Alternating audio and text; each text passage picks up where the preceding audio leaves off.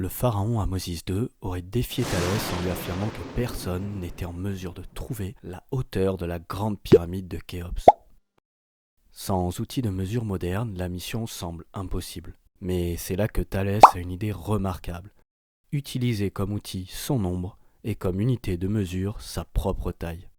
Il remarque qu'à un certain moment de la journée, son nombre mesure exactement sa propre taille. Et si cela est vrai pour lui, cela doit être aussi vrai pour la pyramide. Mais il y a un problème.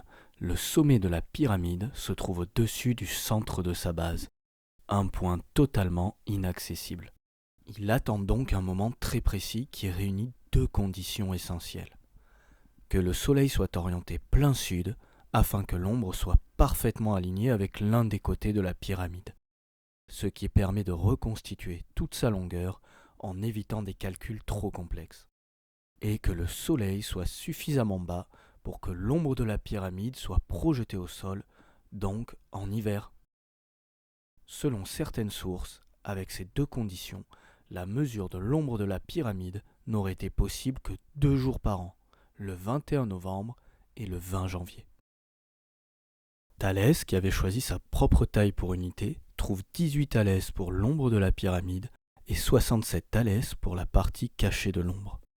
Il trouve donc 85 thalès en tout, ce qui correspond à environ 145 mètres.